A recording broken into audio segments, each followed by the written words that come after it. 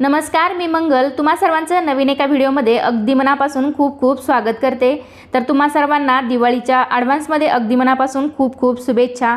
तर यावर्षी आपण दिवाळी कधी आहे तर दिवाळीचा पहिला दिवस असतो वसुबारस। तर या दिवशी तुम्ही गाई वासराची पूजा कशी करावी, तर या दिवशी काय करावे काय करू नये, तर गाईला किंवा वासराला कोणता नैवेद्य दाखवावा, तर याबद्दलची अशी संपूर्ण माहिती तुम्हाला मी आजच्या व्हिडिओमध्ये देणार आहे। त्यासाठी व्हिडिओ शेवटपर्यंत नक्की पहा।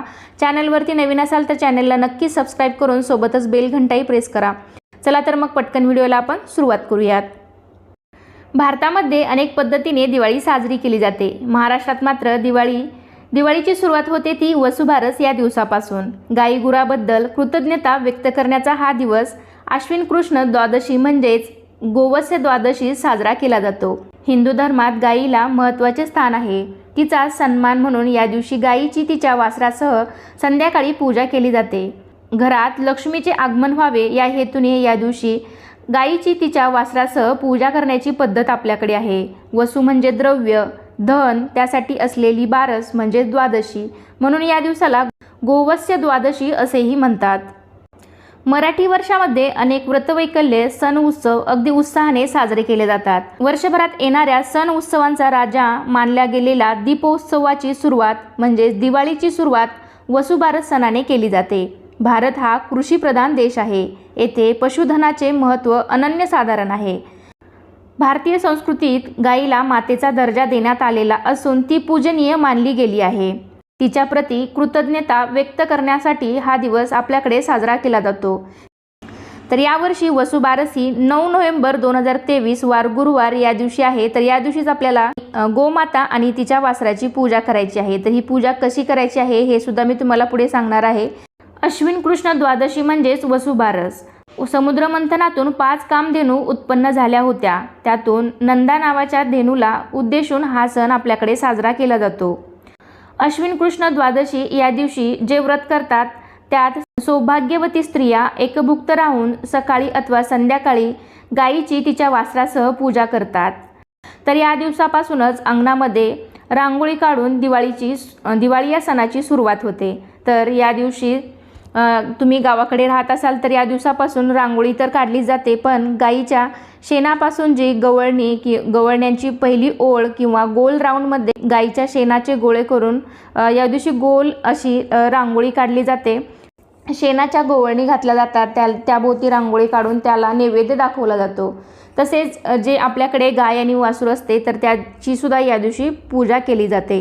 तर ही पूजा कशी करायची आहे तर संध्याकाळी तुम्ही घरातील जी सुवासिनी स्त्री आहे तिने गायीची वासरासह या दिवशी पूजा करायची आहे। तर ही पूजा सर्वात प्रथम गायीसाठी तुम्ही या दिवशी गोडधोड काहीतरी नैवेद्य बनवायचा आहे। पुरणपोळीचा बनवू शकता, खीरपुरी बनवू शकता। तर गायीची पूजा करत असताना सर्वात प्रथम गायीच्या पायावरती पाणी घालायचं आहे, शेपटीवरती पाणी घालायचं आहे, तिच्या मस्तकावरती डोक्यावरती थोडं पाणी घालायचं आहे। तर तुम्ही सकाळी गाईला या दिवशी आंघोळसुद्धा घालायची आहे, वासरालासुद्धा या दिवशी स्नान घालायचं आहे, आंघोळ घालायची आहे। तर गाईच्या पायावरती शेपटीवरती आणि डोक्यावरती संध्याकाळच्या वेळेस पूजा करत असताना पाणी घालायचं आहे। त्यावरती हळदी कुंकू अक्षदा वाहून घ्यायच्या आहेत आणि गाईला तुम्ही फुलांचा हार बनवला असेल तर गाईच्या आणि वासराच्या गळ्यामध्ये घालायचा आहे। आणि आपण जो काही नैवेद्य केलेला आहे तो गाईला केळीच्या पानावर ठेवून गाईला देऊ शकता। सर्व पूजा करून झाल्यानंतर आरती ओवाळून घ्यायची आहे आणि गाईला नमस्कार करायचा आहे। तर अशा पद्धतीने तुम्ही साध्या सोप्या पद्धतीने या दिवशी गाईची पूजा करू शकता। जर तुमच्याकडे गाय आणि वासरू नसेल, शहरी भागामध्ये हा प्रकार नसतो, तर तुम्ही पाटावरतीच तांदळाने किंवा मग एखादं चित्र काढून तुम्ही त्याची सुद्धा पूजा करू शकता। किंवा मग आता हल्ली बाजारामध्ये मातीच्या मूर्ती मिळतात गाईच्या आणि वासराच्या, त्या आणून त्याची पूजा जरी तुम्ही अशी या पद्धतीने केली तरी सुद्धा चालेल। तर याच्या पुढे आपण जाणून घेऊया की या दिवशी काय करावे काय करू नये। या दिवशी तेला तुपात तळलेले पदार्थ आणि गाईचे जे दूध तूप ताक हे सर्व काही खात नाहीत। तसेच उडदाचे वडे भात व गोडाधोडाचे पदार्थ करून गाईला म्हणजे नैवेद्य खाऊ घालतात। भारतीय संस्कृतीमध्ये गाईला फार महत्त्व आहे। तिला माताही म्हटलं जातं। तर ती सात्विक असल्याने सर्वांनी या पूजनाद्वारे तिच्या सात्विक गुणांचा स्वीकार करावा।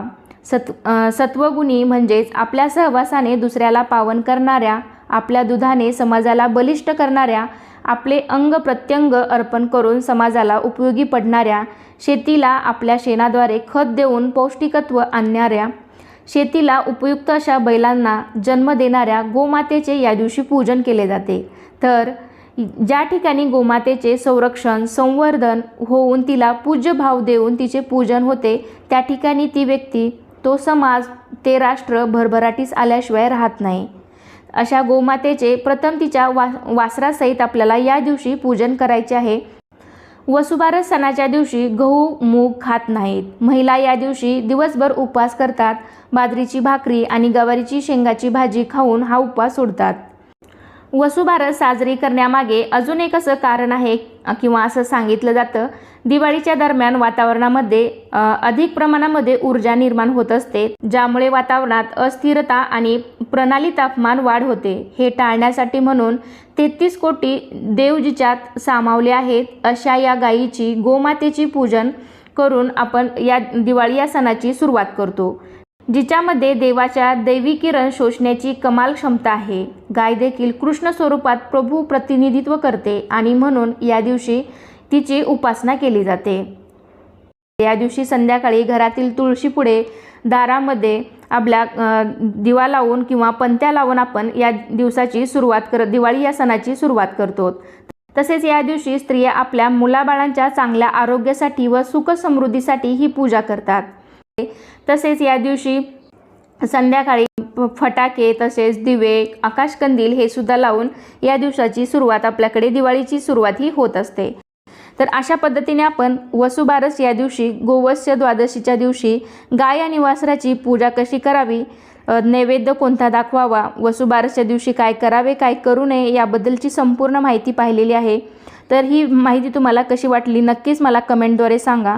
आणि असे छान छान अजूनही आपल्या चॅनेलवरती मी असेच दिवाळीशी रिलेटेड जे काही पुढचे व्हिडिओ आहेत ते अपलोड करणार आहे, ते पाहण्यासाठी चॅनलला नक्की सबस्क्राईब करून सोबतच बेल घंटाही प्रेस करा, जेणेकरून असे छान छान माहितीपूर्ण व्हिडिओ तुम्हाला आपल्या चॅनलवरती पाहता येतील। चला तर मग पुन्हा भेटूया अशाच एका छानशा आणि माहितीपूर्ण व्हिडिओमध्ये। तोपर्यंत धन्यवाद।